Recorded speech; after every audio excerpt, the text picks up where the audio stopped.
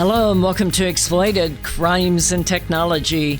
My name is Opal Singleton. I'm the host of your show, and we come to you every Saturday afternoon at 3 o'clock right here on AM 590, The Answer. Well, what a crazy world it is out there, folks. I don't know about you, but the last weeks just had my head spinning and spinning and spinning. Well, this show is brought to you by an organization called Million Kids. We're not 1 million, we're not a million, we're simply millionkids.org. And we combat things like sex trafficking and social media exploitation, and yes, even child pornography, commonly known as CSAM. We have, for the last 12 years, served as the Training and Outreach Coordinator for the Riverside County Anti-Human Trafficking Task Force. That is a group of men and women that are absolutely my heroes. I think the world of them. They are the people that leave their own families to go out and save other families and save kids who have made poor decisions or have gotten themselves in trouble somehow and end up being exploited. So with that, we normally talk about various kinds of crime. And we're going to do that today. We have a really special guest. I'm really excited about having him on. His name is Dr. Loren SIEGEL, and we will get to him shortly, but I have a couple of things I want to be sure and bring up. First of all, I don't do a whole lot of big public kinds of things. I usually do a lot of training of law enforcement, code enforcement, fire departments, teachers, social workers, all of those types of people. But on Monday night, June the 26th, I've agreed to do a presentation for Stand Up Riverside. And it is open to the public. So if you want to come join, you don't have to be in Riverside County to be part of it. Go on to millionkids.org and look it up. We'll have it promoted. We're going to be talking about human trafficking, social media exploitation, and some of the laws that pertain to that. So Stand Up Riverside, mark your calendars. It's June 26th at 6:30, and it's going to be held at the Dale Senior Center in Riverside. Go to millionkids.org and get more of that information, and I hope I get to meet you there.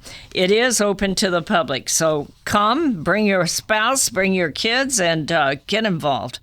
The other thing I wanted to just briefly address today, and I don't want to take much more time on this, but everybody in the world has contacted me. And by the way, thank you for listening. I love all of you and all of you that write to me and interact and support this show.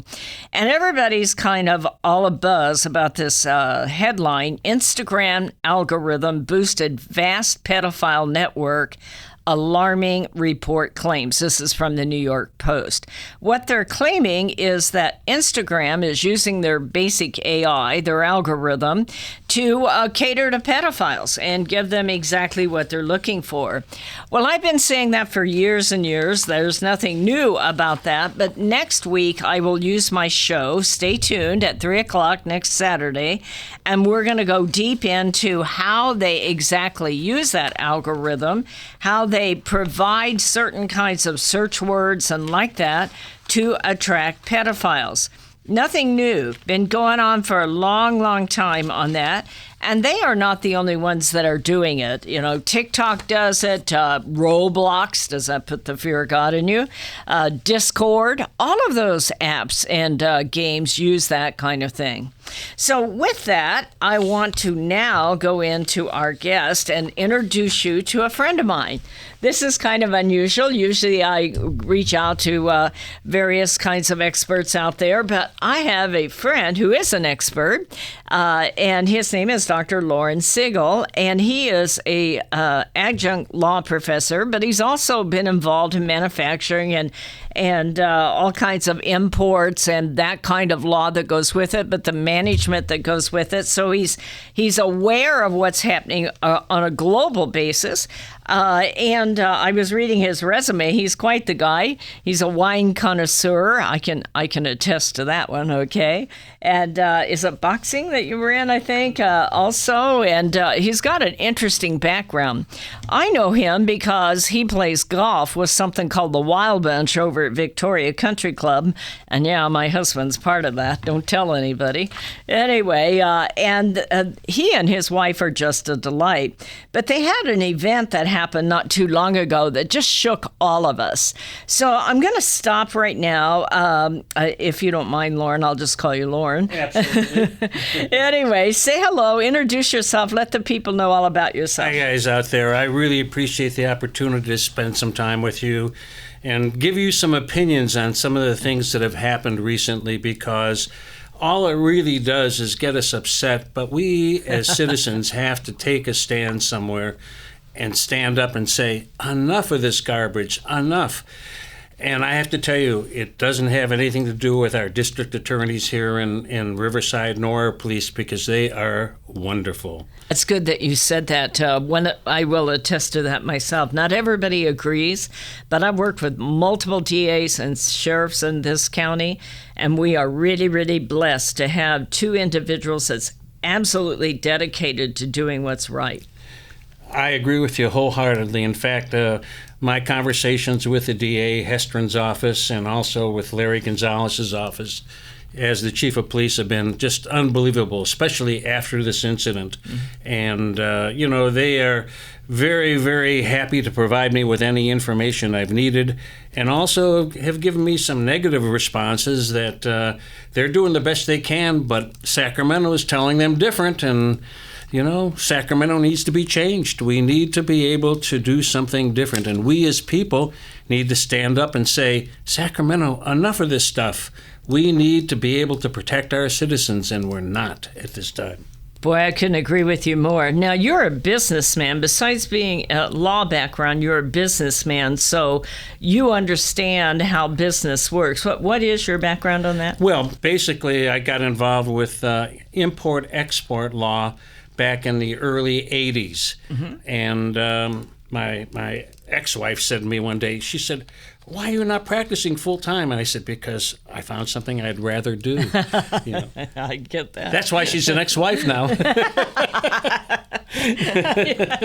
Okay, that's a bad joke. Well, I mean, you have to, when you're talking about crimes and this sort of thing, you have to have a little humor put in here, right. Uh-huh. So, but I enjoy what I do, and basically I've been a consultant for 25 years now, doing all import-export work, starting out with China years ago, and now dealing with Latin America. Mm-hmm. And it just provides me with a few hours a day of keeping my mind strong, and I just love what I'm doing.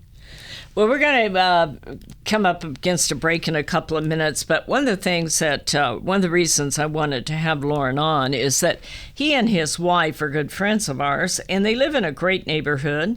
And it wasn't very long ago that they had a very, very concerning incident. And that's one of the reasons I wanted to have him on. Maybe you could just kind of start into the story. We only have a couple of minutes, and then we'll pick it up again and go into detail. Well, my wife and I were preparing to go out to dinner. And like the perfect gentleman I am to her, I said, I will go ahead and get the mail before we leave. And I walked out of our house, and the mailbox is about 10 yards away. And I'm walking back in, and I look in my garage, and there is a big backpack. I said to myself, where did that come from? It's inside the garage. Well, there was a break-in the night before in our complex, and we knew about it, of course. And my wife comes out, and she sees this felon, and I call him a felon because he was a convicted felon, hiding when he heard my garage door open in the back seat of the car that my wife and I were going to use for dinner. Holy cow. When you tell me this, it just gives me cold chills up my spine. Can you imagine walking out to your car, going to dinner, everybody's happy, everybody's relaxed, and you start to get in the car and there's somebody in your car? Can you imagine? No, it was quite discerning to my wife. In fact, she is suffering from some PTSD at this stage of the game, and she will get better, and she is getting better all the time. But it was quite difficult, I will admit. I think the way you said it was that she started screaming at the top of her lungs. Trust me, I'd have been right there with her. Oh, she was face to face with this felon I would say no more than 2 feet from him. Oh, my gosh. And, when we looked at the video, and we have our house videoed, it's something that as a husband, it just brings chills up your spine, because you never want to see anything like that happen to one you love. Oh my gosh, or yourself is just really amazing. And the fact that it already happened the day before next door is really scary. Well, my name is Opal Singleton. My guest today is Dr. Lauren SIEGEL, and we're talking about an incident that happened to them personally, but we're also going to talk about the laws that are involved with the prosecution of that person. Hey folks, stay with us. We're up against that break. Be right back. Are you tired of eating at the same old restaurants? Let me tell you about a fabulous Italian restaurant we found in Riverside, Mamma Mia's Italian Restaurant. Their caprese salad is exquisite with candied balsamic glaze. All of their sauces are special recipes using only the best olive oils. The salads are fresh and healthy. They offer a wonderful array of pastas, including shrimp scampi, capellini, bolognese, and lasagna. They're famous for their gourmet pizza, and you can order online for takeout or have a special date for dining in with family and friends. Mamma Mia's caters special occasions and hosts private events. You have to try it out. Mamma Mia's Italian Restaurant, located at 10971 Magnolia Avenue in Riverside, 1 block north of La Sierra on Magnolia. That's Mamma Mia's in Riverside. Be sure to tell Michael, Alex, or Joseph you heard it on AM 590 The Answer. Hello, this is Opal Singleton of millionkids.org. I believe the 4 most powerful words on earth are I believe in you. So we created a challenge coin that says I believe in you on one side and stand tall, you are loved on the other side. This one-of-a-kind challenge coin is a perfect gift for birthdays, anniversaries, graduation, Christmas presents, or just an anytime gift for someone you love. What a powerful message for a parent or a grandparent to give to a young person. This 2-inch coin is made of polished gold. It's striking to look at, and it is priceless to hold. It is packaged in a beautiful black velvet gift box. What a great way to leave a legacy of love that will last forever. To purchase this coin, go to millionkids.org/gallery. Each coin is $25. Go to millionkids.org/gallery to purchase and give a legacy of love. Real estate sales in the Inland Empire are really hot. Sellers and buyers recognize that these low interest rates will not last. Sean and Colleen at Caldwell Banker Armstrong Properties in Riverside are proud to sponsor this show. They are the best in the Inland Empire. They're fair, honest, creative, and they care about you and your situation. If you're in the market to buy or sell a home, call Sean and Colleen at 951-529-4066. AM 590, The Answer. Hello and welcome back to Exploited Crimes and Technology. This show is brought to you by Million Kids. Million Kids is an organization in Riverside that literally helps keep kids safe from predators. We help find missing kids. We intervene when kids get online and send those weirdo, scary photos. We get involved if a child is involved in sex trafficking. And that has been our work for a very long time, is prevention and intervention. So millionkids.org. Well, today we have a friend, which is a good friend of ours that is online with us today to tell about what he was just talking about, the incident. So we have plenty of time now. Back up and kind of lay the whole thing out so that people get the full story. Well, it's something where planning to go to dinner, and my wife seeing this felon, and I could say he's a felon because he was previously convicted as such, in our house, in our garage, and having a gun, a 9mm gun, and 4 or 5 knives that exceeded legal limits. Can you imagine if you got in that car? Oh, yes. I mean, there's no doubt about it. Anyhow, we were very fortunate because we did call the police on 911, and they arrived within 3 minutes. Yep. And the helicopters are overhead, and the best words we heard that afternoon were the officers, and it was an officer by the name of Butler who was wonderful, yelling out to this person on the ground now. And they caught him on the street. Wow. And arrested him and brought him in. Well, that seemed like a great response and a great place for us to go and feeling safe about it. Unfortunately, it wasn't. Wow.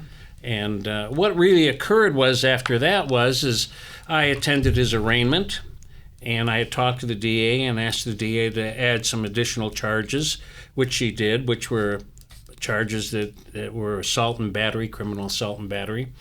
And he was supposed to show up a week later for his pre-sentencing hearing, and where they negotiate a sentence for him. Was he out on bail? The judge gave him $35,000 bail.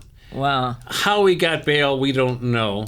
Okay, but when I showed up for the conference with the DA, he didn't show up, and he became somebody who had breached his bail and split. Wow. Where he went, we didn't know, but it certainly didn't make my wife feel any happier because she was nervous. And, sure. Now again, self-protection, we have to take those steps to do that. And I can really feel where your wife would be concerned, because he had hit the place the day before, your neighbors. Right. And they had screamed and he ran out. And yet he came back to your place the next day. And this isn't an individual so it isn't anything personal like that.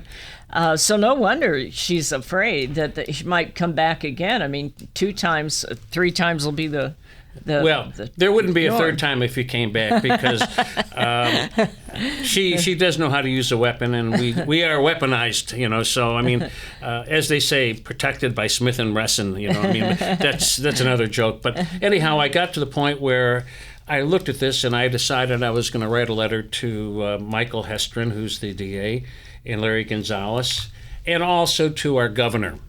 Well, I will tell you that I got the most beautiful response within 4 days from the district attorney, and he said some great things, and so did the police chief. I mean, they were just wonderful people.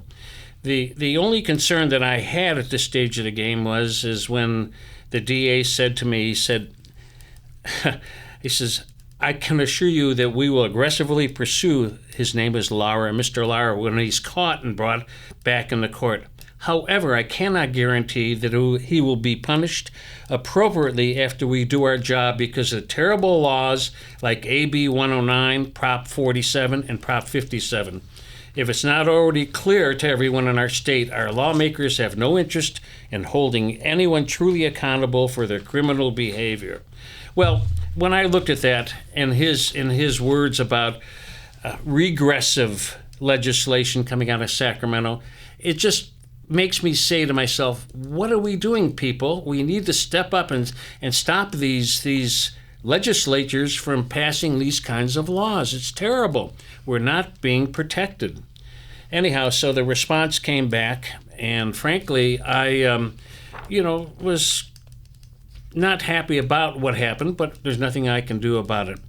Well, yesterday, I decided I was going to check further and see who did the bail for this gentleman, because he didn't show up in court, and he was given $35,000 in bail from somewhere we don't know. But I did have the bail number, so I called several of the bail agencies, and they, frankly, directed me back to the jail. And when I called the jail, I talked to the same deputy I had talked to in the past, and he said, oh, yeah, give me the court case number on it. I did.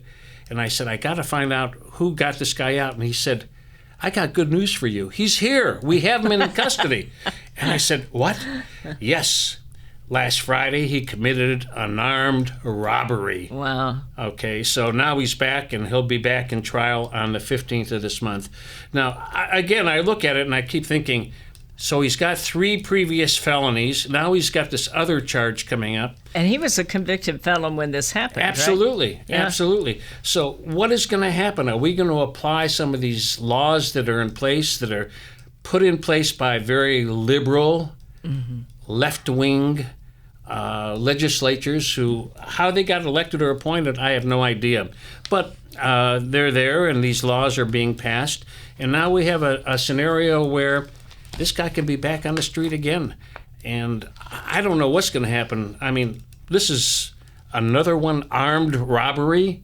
What do we do? And the crazy part is when he was there in your presence, surprising you, as you said, he had an automatic weapon. A 9mm, yeah. And 4 knives. Yes. I mean, okay, so you didn't get hurt, but he still went in there with the intent, apparently. Why else would you hide in a car with all those weapons? And yet, for our system to allow an individual with that kind of history to continue to perpetrate is just beyond the pale to me. Well, sometimes understanding what's going on is not the easiest thing. But, again, the DA said to me, he says, your circumstances, unfortunately, are too common.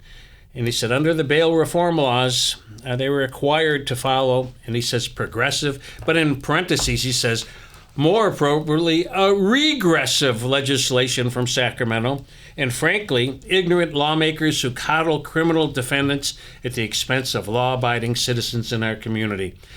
Where do we stop? Where do we stop with this? Yeah, this no bail thing really concerns me. In fact, there's a bill that has completed the House going to the Assembly called SB 262. And it's a bill that would reduce bail statewide to 0 for all but the most serious crimes that were passed, and that was passed in this last week in the Senate. And so this just, perpetuates exactly what you're saying, the kinds of situations. It's one thing to sit in the House or the Assembly or these public safety committees and hear all the gobbledygook that's going through. It's another thing when you realize the reality of a man in the backseat of your car surprising your wife who's carrying all kinds of weapons. Suddenly that bill looks different. Well, again, these new bills that they're talking about, whether it be AB 109 or the new one, no bail, it's a matter of them deciding what is non-serious. I know. It's subjective, but how subjective is it? It's not really subjective, it's objective. Yes. When you think about it. I mean, the other thing is, I think the public doesn't understand where they're voting way back when, especially, but even now, what it means to be a serious or violent crime. People think those are feel-good terms, like an emotional state or something. Those are legal terms that have very broad-reaching implications. We're going through that right now with SB 14, where we're trying to make human trafficking a serious crime. I mean, those women get beat up, they get stabbed, they get raped, they get all kinds of violence against them. And we tried to make it a serious and violent crime, and Senator Weiner just shot that whole thing down. Now we're back trying to make it a serious crime. That has to do with extended sentencing, whether or not you can get enhanced sentencing and whether it's eligible for a 3 strikes law. So those points are not emotional terms. Those are legal terms. Well, it's a matter of how you want to define the terms. Again, it comes back to subjective, objective words. And unfortunately, depending upon who's doing it. I know I talked to judges, and several of our judges, they use objective terms. Yeah. Well, I could use some objective terms, but I won't because it's a family show, okay? We are starting to come up against the break. This is Opal Singleton and Dr. Lauren Siegel. We'll be right back. Societal Shift, A World Without Borders and a Home Without Walls. This is the most important book you will read this year, especially if you have children or grandchildren. We are living at the most important time in all of history. In 2020, the entire world will be connected by internet, more than 6 billion people coming together. Technology will provide many great advantages for our kids, but a world without borders for our kids is also a world without borders for pimps, predators, pedophiles, cartels, and organized crime. It is a home without walls because 87% of the kids sleep with their phone. It is the greatest societal experiment of all time. Our kids are technology geniuses, and their parents are technophobic. Some are techno-impotent. New apps come with no warnings on how a predator will use them against our kids. Advancing technologies like encrypted messaging, vaporware, artificial intelligence, cryptocurrency, and the dark net will challenge law enforcement, teachers, and parents to keep kids safe. Recent research states that 9,000 kids a day are being blackmailed with a naked photo, and 58% will meet their predator. It is indeed a societal shift, and one in which most parents are unprepared. If you are a parent or grandparent, teacher, counselor, or social worker, please take time to read Societal Shift, Only $18.99 plus $6 shipping. Order today at millionkids.org. That's millionkids, millionkids.org. It'll be the greatest gift you can give your family and yourself. Order Societal Shift today. Million Kids takes checks and credit cards. Opal Singleton, the author, will personally sign the book and send it to you. Again, go to millionkids.org and order Societal Shift today. Join Million Kids. Keep our kids safe from predators.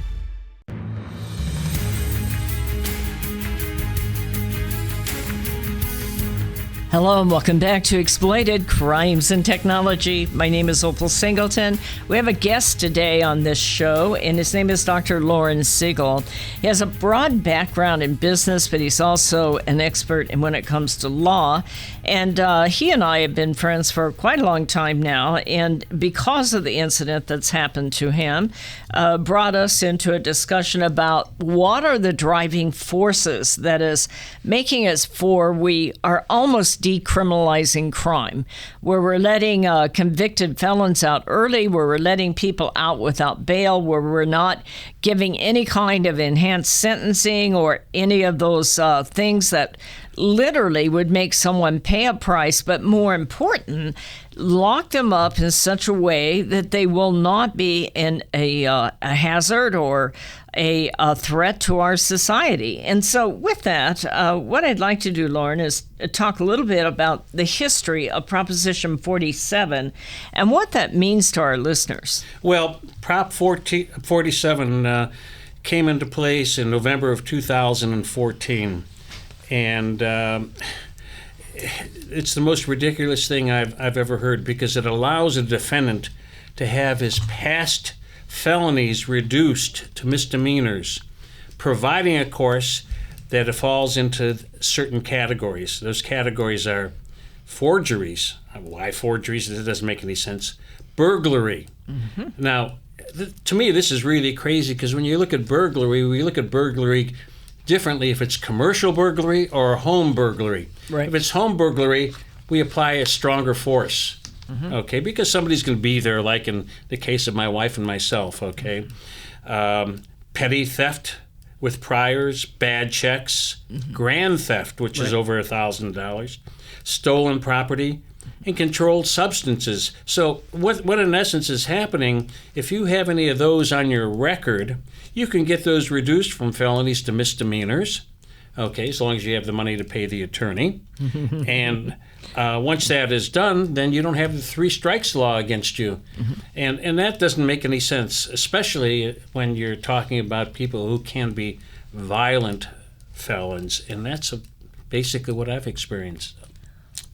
Yeah. You know, that's exactly what we're seeing is so many of the people, and first of all, the effect on our community is scary. When you stop and think about your life 3 years ago, we did not have all the homeless people out there, people on drugs running around. We didn't have mobs crashing into retail stores and taking what they want, and the kinds of mass shootings and the kinds of drug addiction that is going on with the fentanyl. And a lot of that is because, one, we're not enforcing a lot of the laws. 2, we're doing away with a lot of the specialized sentencing that was doing it. But also, it rules in favor of people who break the law versus somebody who's trying to do what's right and protect their family. You know, that's absolutely true. I'm a firm believer in our Second Amendment rights. And to me, that is something that is given to us by our forefathers. And we have to never lose that right.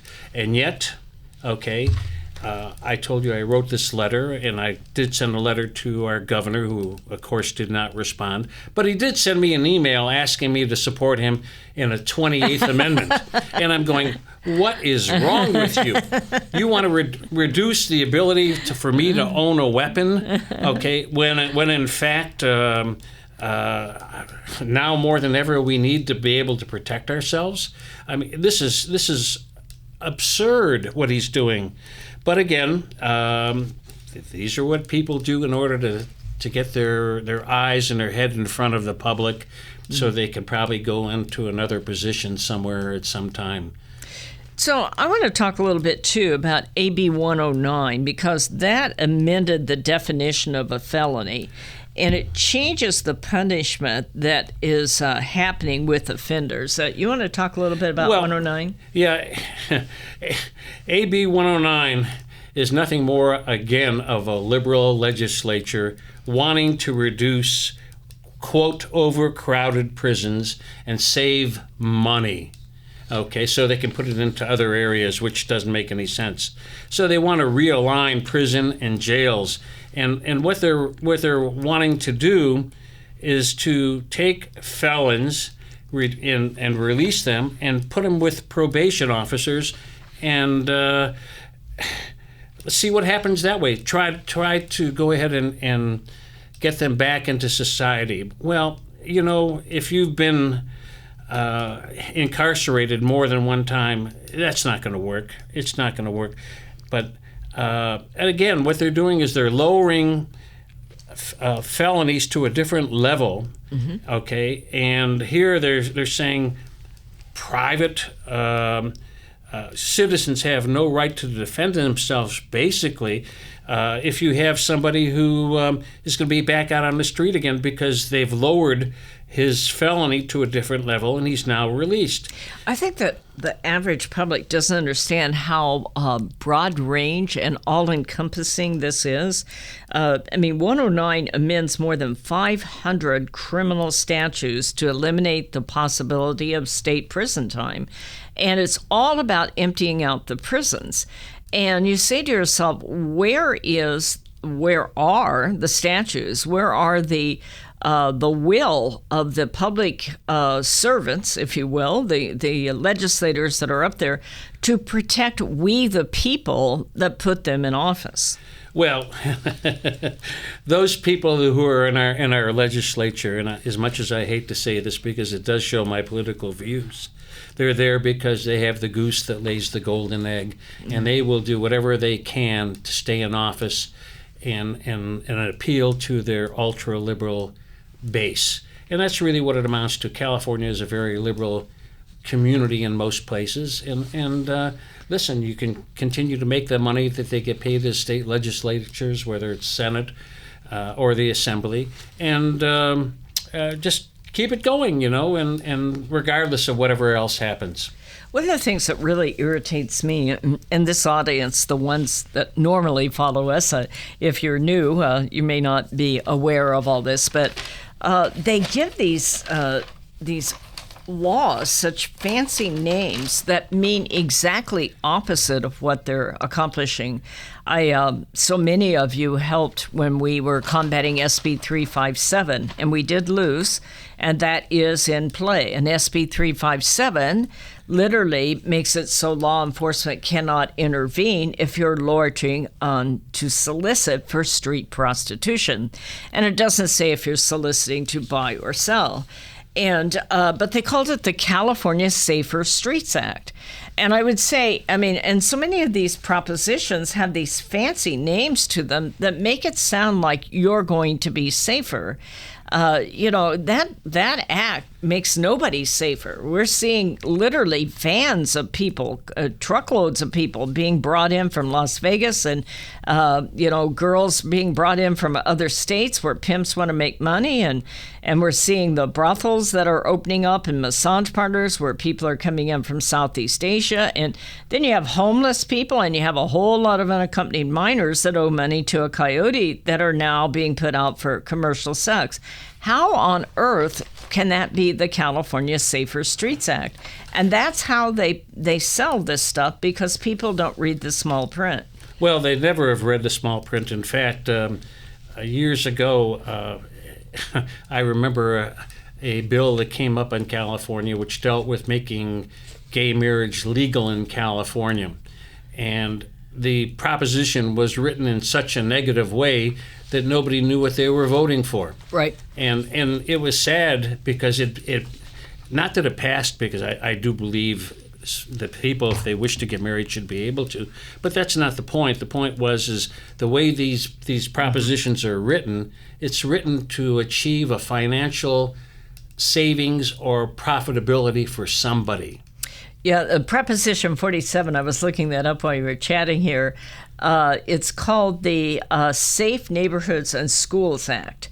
And that is the one that says that the shoplifting is up to $950 before it becomes anything serious. Look at what is happening to our retail stores. Ooh. So many of them are having to close down because swarms of people come in and take whatever they want. And it's because of the way these laws are written, and they're telling you that this is the Safe Neighborhood and School Act.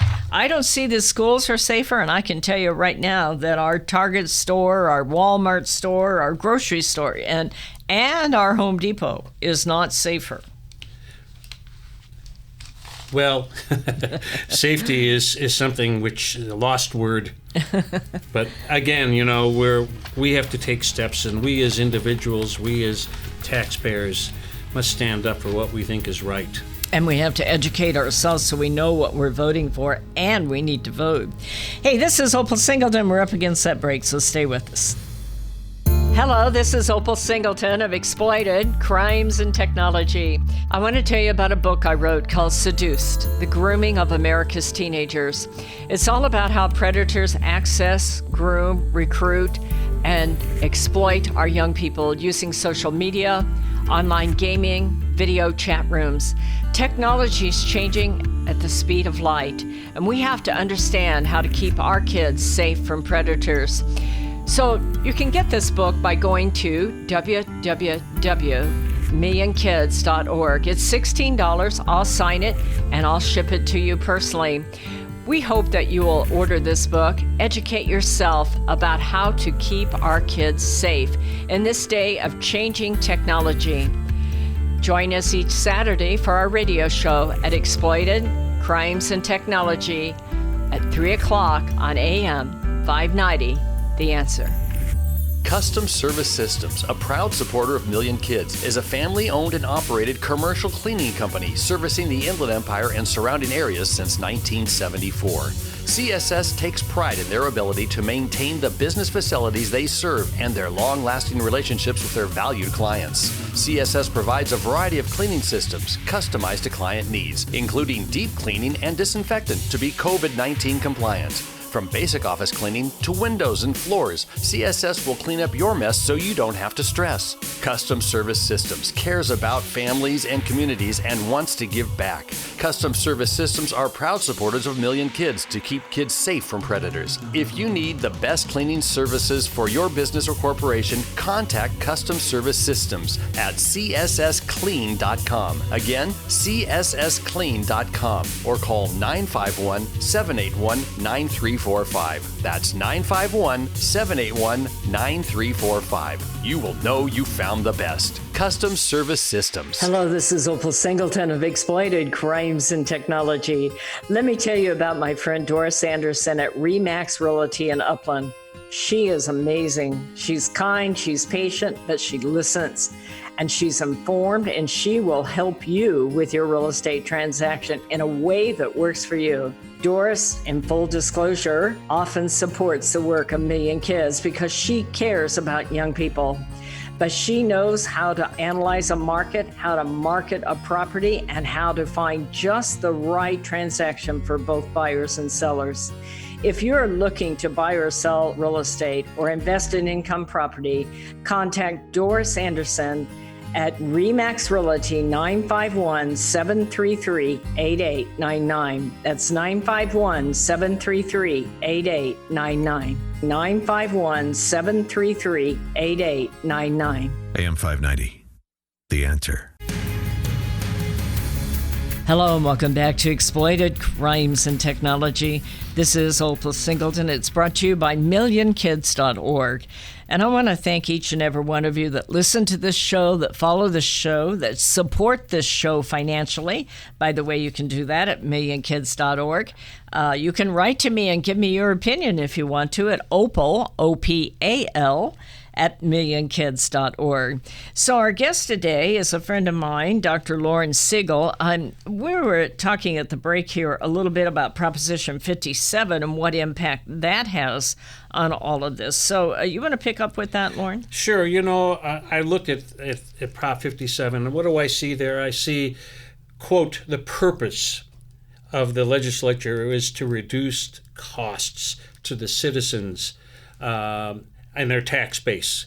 Well, I could laugh at jokes. That is a joke. Okay, it just doesn't work. But what it does really is it provides for parole for nonviolent actions for previously convicted felons who have completed their first sentence. Yep. Well, see, again, what is deemed to be nonviolent actions, and who makes this decision? Right. Who makes this decision? Is it a judge in a court? No, because a judge in a court, and I do know local judges here, they look at a report and they're going to say, this guy's going to go away. Mm-hmm. And that's the way it should be. So who's making this? And frankly, it comes down to legislative decision making, and our legislation is fouled, to say the least. I'll jump in there a minute. I've got a lot of history working with Proposition 57. And again, it comes back to communication and the public being involved, because they were duped. The public was absolutely duped. They thought that violent and or nonviolent and serious crimes was feel good, and they thought, okay, so you stole some bubble gum at the 7-Eleven and you went to jail because you're smoking pot. It isn't that simple. I mean, there are not very many violent and serious crimes in the state law, and that in the penal code, and that's what makes the difference. And people need to understand what that means when violent and serious. And that's how they ended up voting for Proposition 57, thinking, oh, yeah, they're just going to help people out who didn't mean to do bad. But it isn't like that at all. Oh, not at all. As a matter of fact, in the matter which I'm dealing with at this stage, the gentleman who was just recently rearrested, who didn't show up in court, is now charged with PC 211, which is armed robbery. How can anybody in their right mind say under Prop 57 that this should be no bail, or AB 109 or Prop 47? I mean, this is violent offenses. When you're charged with armed robbery, or in the case of what happened to us, I mean, we were very lucky. If we weren't going to go out to dinner that night, I mean, this guy would have come into our house, and hopefully our attack dogs, or little guys, 20 pounds each, would have killed him. But no, it wouldn't. We laugh at that sort of thing now, but it's what if. Yeah. And we have to look at the what ifs in life and in the world and try to determine, how do we protect ourselves in advance for what if these things happen. Oh, absolutely. I mean, you see the reality of somebody that should be in prison, and you're not the first one. They hit the neighbor the day before, and now you, and then they get out and they do it again with the gun. I mean, I go back to, what if you'd got in that car, you had 4 knives, In a 9mm. Yeah. Yeah. It's something that's beyond our comprehension. In fact, when my wife came home from an appointment yesterday, and I told her that last night that he was back in jail, and she said, well, how did you find all this out? And I said, well, I did some investigating. And she said, well, maybe you're in the wrong profession. And I said, hey, I found you. That's the only thing I need to do, right? Good answer. Yeah, right. Answer. It's nice to be able to say good things about your spouse and worry about them. And when they have to go through traumatic experiences, we have to be able to support them in the best way we can. Mm-hmm. And frankly, if I have to tell you in all honesty, if I was able to get back up there with my weapon, this man wouldn't be back in court now. But that's another thing. So. Yeah. Well, fortunately for you, he took off running, and fortunately that RPD responded. I hear a lot of people out there pushing around, Sheriff Bianco D.A. Hestron and Larry Gonzalez, Chief Gonzalez. And, I'm not saying they're perfect people. I don't know them all that well. But every time I've been involved in a transaction, in my case, I see it regularly because of the role that I play out there. But I am very grateful that they're committed to keeping our community safe and giving as fast a response. In your case, that was an excellent response. I have to take my hat off, if I were wearing a hat at this moment, to Officer Butler, and I'll yell out to this man all the time. He was just, here we were in our garage. My wife totally freaked out about the events which occurred, and seeing the gun and so forth. This man was just great officer. I hope we never lose young guys like this, because this is our growth and our need. Yeah. I just feel like society has reached a point where, and so many leaders in our society have reached a point where they have the wrong priorities. And I'm grateful to live in counties. And I work with San Bernardino County, too. I'm going to give a shout out over there. Because they are absolutely committed to going after these crimes. Well, I want to close out here, but you have a minute or so. You want to share anything you want to share with the public? Go for it. Well, yeah. Buy my book. Oh, that's right. I forgot. Lauren has written a couple of books. Tell us about your books. Well, they're both historical fiction based upon real events which took place. One of them is called American Warrior, and it deals with events during World War II. And I was proud to write about it because my dad was a P-38 pilot in the Pacific. And I was able, before he passed, to get some stories from him that I was able to incorporate. And, of course, the follow-up book, being that I'm involved in the legal profession, was called Frozen Chosen. It's about a young gentleman who becomes a lawyer and gets involved with politics with President Truman, and gets sent over to Korea to act as a, quote, agent for the president in dealing with Douglas MacArthur. And it's a very interesting story about the Chosin Reservoir and what happened there, and how the U.S. Marine Corps almost was destroyed by those events. That's Frozen Chosen, and it's on Amazon. It's on Amazon, right? Oh, good. That sounds good.